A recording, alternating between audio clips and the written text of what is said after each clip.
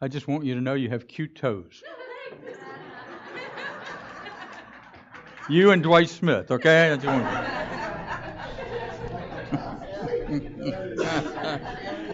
Oh, goodness gracious. Okay, now let's talk about a message. All right, now. Anyway.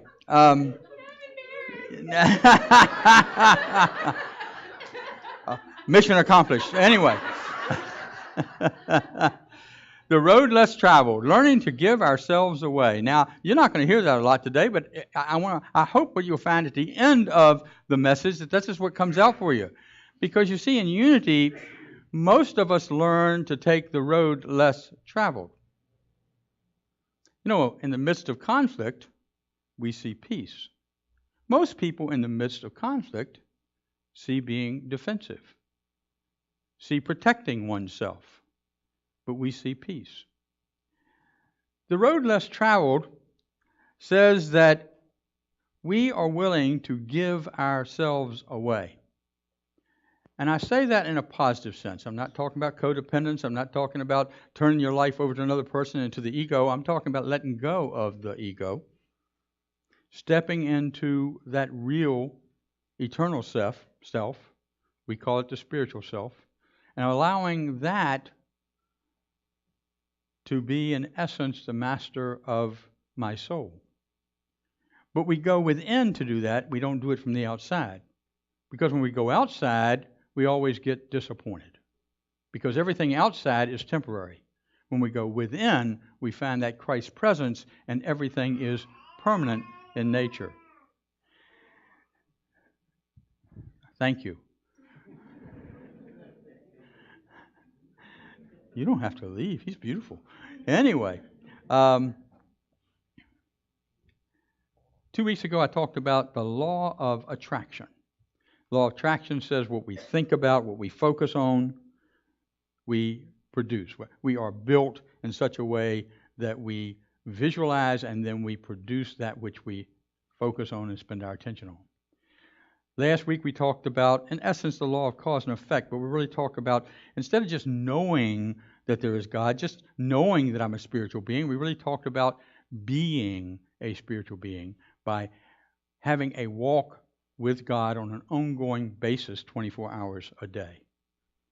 And that's a challenge for most of us.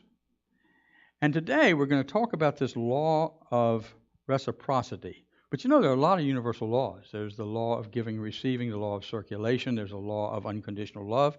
There is the law of the absolute. There is a law of first cause. There are lots of laws. I could just go on and on, but it would take us off track. But the idea is that each and every one of these universal laws, you see, are designed to work in concert with each other. They are designed to support us when we are willing to align ourselves with them. The ego says, no, you don't need that. Spirit within says, oh yes, be in alignment. When you are in alignment, you can experience that peace. You can experience the love. You can experience the ability to share of yourself.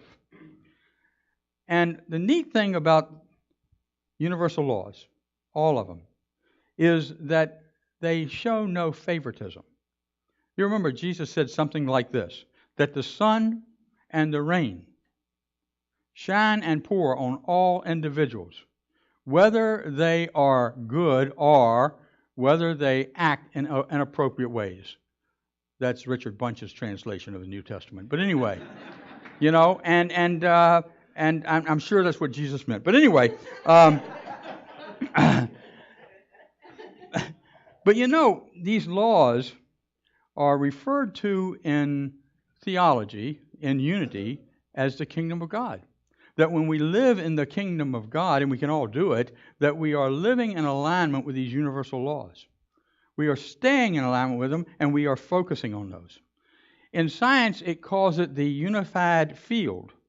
The unified field. And this unified field also refers to the super consciousness of man. It refers to God as universal intelligence. It refers to God as a higher power, a supreme energy. For me, God is energy, an energy of unconditional love. It keeps it simple for me. Just God is, another way to say it. And so when I step into those and align myself with those universal laws, I find myself going with the flow. I find myself just letting go and letting it be and not getting all hung up with what's going on around me or outside of me, but instead staying focused on what's going on within me. Now, the law of reciprocity is different than the law of attraction. A lot of people think they're one and the same, but they really are not. The law of attraction, we're talking about thinking and changing the way that we do things, changing our habits.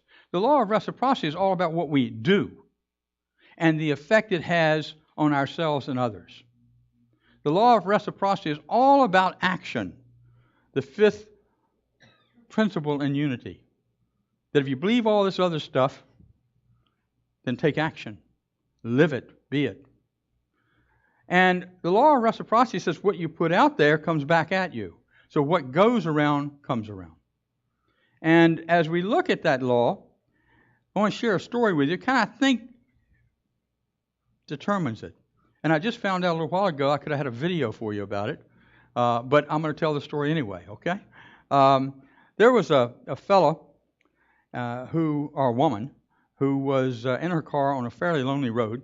She had taken a shortcut, and you know when we take shortcuts, what happens? We get a flat tire. And she got a flat tire. And that flat tire, what happened was that it was drizzling out. She really didn't know what to do. She didn't even know where the jack was or what to do. And she was sitting there wondering if somebody would come along and would help her. And a few people drove by and nobody stopped. And then finally this guy in a beat-up old Pontiac, and she was in a brand new Mercedes, pulled up, and he got out of the car. It was a fairly large African-American gentleman. He came over to the car, and she let down the window about this far. Yeah, aren't we? And he says, "How can I help you?" She says, "I think I've got a flat tire." He looked, he said, "Sure enough, you do." And she said, "Well, I don't know what to do. Maybe you could call a tow truck or something." He said, No, I'll fix it." So with the drizzling rain, she popped the trunk, he got in, he fixed it. But before he fixed it, he said, "Oh, by the way, my name is Brian Anderson. I just want you to know my name. I want you to know you're safe, and I want you to feel comfortable, even though we're strangers. And please stay in the car and keep your window up. There's no reason to get wet. And I want you to feel perfectly safe and sound." What a reassuring thing to say to somebody, And so, pop the trunk, he puts the tire on, he gets all muddy, messed up doing it, and he finally gets it on, and he comes over. Now, she is a little more comfortable, so now the window goes down all the way. And she says, "I can't tell you how much I appreciate not only you're fixing my tire, but make me feel so comfortable. Thank you, and so safe. I really appreciate that. And how much can I pay you for this?" Well, Brian had been brought up to understand that we help others. We just share of ourselves. That we let the ego get out of the way, okay, and we step out and we make a commitment. And he said, "Oh, no. You don't have to pay me anything. But there's a favor I want to ask of you. Please pass this forward. Please share this with somebody else in some kind of way. And when you do, would you please just think about me?" And she said, "I'll be glad to. Thank you so much. You sure you don't want to?" No, that's fine. And so he waited while her car started, and she drove on away. She drove down the road maybe 10 or 15 miles, and by now she was really hungry, and there was this cafe. And she stopped at the cafe, got out, went in, and there was a woman waiting on her who was about 8 months pregnant. And the woman was really working hard. And so she struck up a conversation with the woman. The woman said, "How you doing?" She said, "I'm doing fine. Is this your first?" "No, this is my third child. And, and so how are you doing with life?" And she says, "Well, it's a challenge. We don't have any benefits here at this cafe. And we're delivering, we're having a child come in the world. But we're managing, and we're going to get by some kind of way. And God will always take care of us," something like that. And she talked about it for a while. And this woman could sense that, the woman from the Mercedes could sense that this other woman was a wonderful person, but also was struggling a little bit with life. The woman didn't complain at all. So when she got ready to pay her bill, she gave the young woman a $100 bill. And when the woman came back with a change, the woman in Mercedes was in her car and had driven away. Then, as she was cleaning up the table, underneath the napkin, she found another 4 $100 bills. Yeah. She said, "Oh my goodness, this woman has touched my life. How wonderful." Now remember, she was passing this forward. She was doing this because of the law of reciprocity. The woman went home that evening and it was late. Her husband was sleeping because he had had a long day. But she was so excited, she jostled him just a little bit, and he half awake. And she said, "Brian Anderson, this has been a wonderful day." That's the law of reciprocity, okay? The law of reciprocity. And as we look at this law, I think there's some really important things that we have to understand. Again, if we spread fear, then fear is going to come back to us, by the way. If we spread love, love is going to come back. You see, we have the choice. But we have to recognize when we are in fear, and the ego is great, just great at fooling us. But if we look hard enough, we find out that fear is there. Sometimes we have ways, and through the laws of reciprocity, we want to serve people. I was in sales for a lot of years, and one of the things I was taught early on, I was very fortunate, that I was taught that if you serve people, truly serve people, and not worry about getting paid, that things will be great. Because the person who doesn't buy anything, another person will buy something from somewhere else. The law of reciprocity in work. And you know, when you're on commissions and you got a new baby, that's kind of a tall order. Not sit in front of a client and say, "Now, I really hope he signs this contract at the end of this because I need the money," okay? You got to sit there and say, "I don't care whether he signs the contract or not. I'm serving this person." And when that happens, the law of reciprocity kicks in. And I had times in my career many times where people didn't sign the contract, but I had enough who would sign the contract later on. I was sitting at my desk one time, it was 2 years since I'd seen this guy, and he called me up, Newport News, Virginia. Called me up, he owned a fencing company. He says, "Richard, you made a presentation to me 2 years ago, and it's been bothering me ever since." And I said, "Well, I'm glad to hear that. I want to make you uncomfortable." No, anyway. And he said, "You know what? I'm ready to do what you're talking about. Would you come over and I'll give you a check and we will sign up for the contract?" Out of the clear blue, in a sense. It's the law of reciprocity. What we send out comes back to us. And I was in sales for a while and got into one of those times where everything I did was so the person would buy. I forgot about the service. I forgot about the law of reciprocity. And guess what happened? I couldn't sell anything to anybody. I was a pretty good salesman. But my head, my heart was in the wrong place. And so what we need to do is make sure that we get our heart in the right place. And the way we do that is through 5 truths I want to share with you about the law of reciprocity. Number 1, we harvest based on the type of seed we grow, the type of seed we sow. How many people here have sown a seed this spring? Well, I am impressed, okay? That is cool. Because I go down there and buy my plants already half grown. I can't wait that long, okay? But anyway, how many people bought a seed, let's just say for daisies, and expected a rose bush? Nobody? Really? Wow. So we have to make sure we select the seed that we want to grow. In metaphysical terms, that means we got to select our thoughts and do what we want to do in order to grow and to receive what it is we believe that we are worthy of receiving, and we are worthy of receiving all of God's good in the world. The second thing we have to do is we have to understand that in the law of reciprocity, we reap more than we sow. That's a pretty good sales idea there. That says to me, I ought to be doing this if I'm going to reap more than I sow. And we do. If you were to plant an apple tree from a seed, let it sprout up and then see it grow into a tree, do you just get one apple from that seed? No. You get, for years, apples.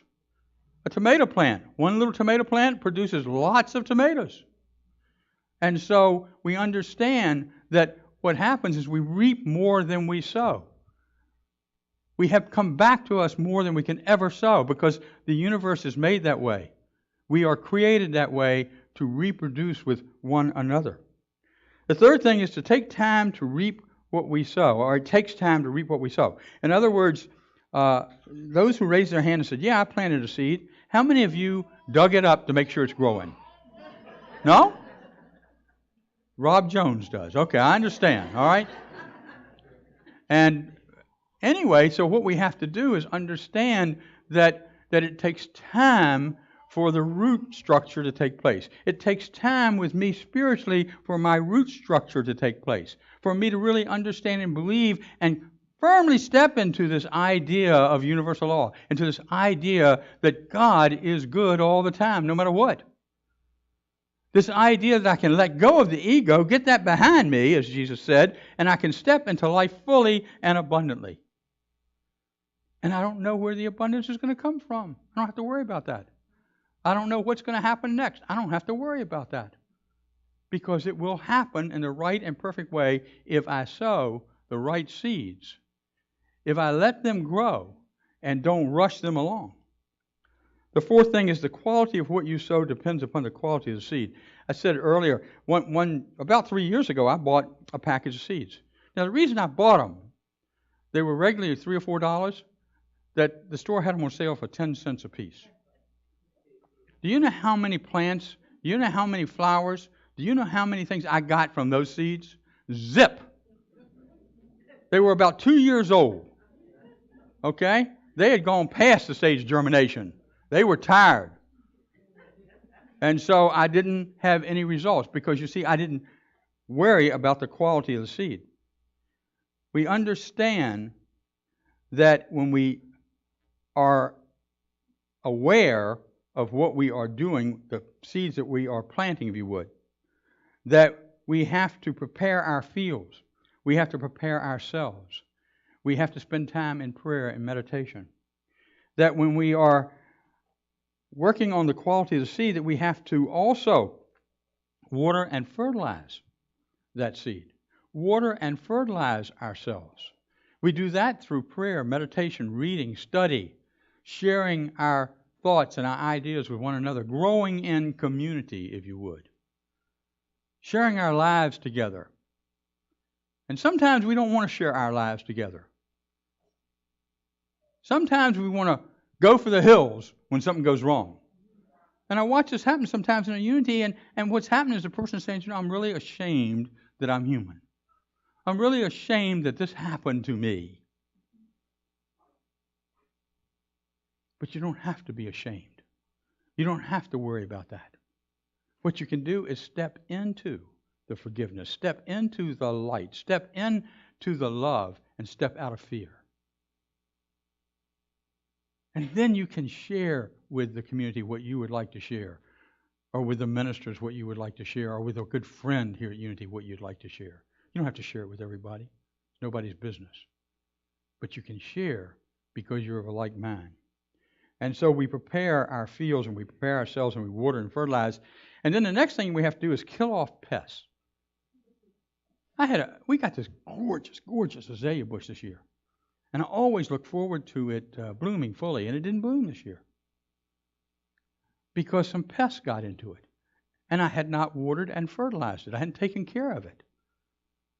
And those pests took care of it, so it wouldn't bloom this year. It's going to bloom next year. So there are a lot of pests. You see, we have pests in our lives. Sometimes we call them a spouse. Sometimes we call them a boss. Sometimes we call them a coworker. Sometimes we call them brother or sister, mother or father, okay? Because we see them as pests. But really, what we need to do is see them as teachers. And is that hard sometimes? And so when we see people as teachers, we can act instead of react. When we see them as a pest, we react. And it doesn't do any good. Because the law of reciprocity says you're just going to get more of that back. And then we have to weed regularly. When I was Baptist, I was taught once saved, always saved. And I said, man, what a great theology that is. I can go do anything I want to. I am saved. Well, that wasn't true for me. I felt saved, but I wasn't really saved. Because in order to understand the law of reciprocity, I have to understand that I have to change my habits. I have to change the way I do things. And when I'm doing that, you see, that's the path to salvation.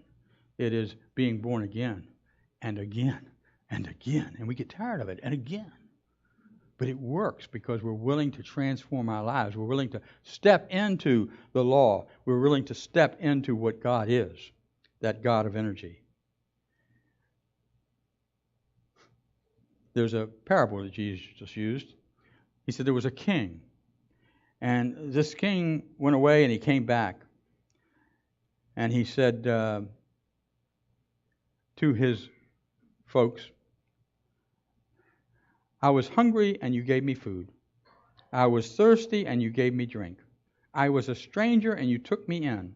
I was naked and you clothed me.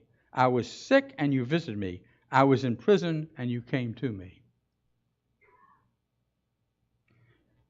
The people around said, what are you talking about, man? You've been taken care of. I mean, you're the king. And he said, if you've done it for the least of these, you've done it for me.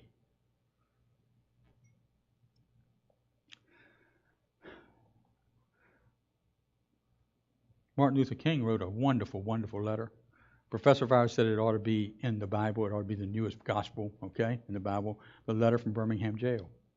Powerful, powerful message in there.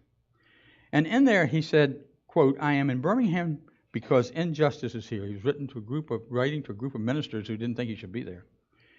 I am cognizant of the interrelatedness of all communities and states. I cannot sit idly by in Atlanta and not be concerned about what happens in Birmingham. Injustice anywhere is a threat to justice everywhere. We are caught in an inescapable network of mutuality, tied in a single garment of destiny. Whatever affects one directly affects all indirectly. I see that as a healing. This week, as most of us know, throughout our country, there have been lots of demonstrations. And they demonstrate how much we have grown. There's been some violence. But do you know what? 98% of them have been through nonviolence, where they followed the teachings of Martin Luther King, where they followed the teachings of Gandhi, where they followed the teachings of Jesus, where they followed the teachings of Buddha. Nonviolence. That's the way we heal. We should never put up with injustice. We should never put up with police brutality when the justice system isn't working properly. And at the same time, we need to remember that for every person who is willing to be unjust, there are 10 more standing around who want justice to take place. There are others who are saying enough of this, but sometimes they're in a position they just don't know how to say it, or they're in a position where they're not allowed to say it. When we have these demonstrations,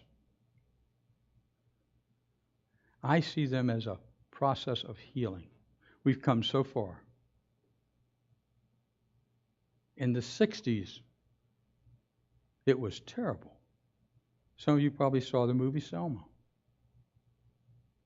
Granddaughter says, that really happened that way? And I said, yes, those are real photographs, real movies. That's the way it was. Today, it's nothing close to that. But it still needs to be remedied, the circumstances in our nation. And as we do that, we will heal. As we do that, we will raise our consciousness. As we do that, we will find peace. As we do that, we'll find love. As we do that, we will step into the kingdom of God. That's what nonviolent communications, nonviolent action can do. There is a law of nonviolence. And it says we receive justice because the types of seeds that we are planting. And when we plant those seeds of nonviolence, when we plant the seeds that said, this isn't right, and I'm going to share that, but I'm going to do it nonviolently, then we will learn to be a nation that can learn to live together, to love together, to be in peace together. We will be like unity, where each and every person is welcome in this door. We will be inclusive. We will be diverse. We will be children of God walking hand in hand, arm in arm, loving one another through no matter what happens. So this morning, I can't tell you what to do, and I don't pretend to. I can't tell you what this church ought to do. But I know this, that if you are called to do something in this whole arena out there, in the community, and we have a very active community program here at Unity of Richmond. If you're called to do that, listen to the call. Follow your heart. But no matter what, do it nonviolently. And the law of reciprocity will bring nonviolence back to you. Thank you, and God bless.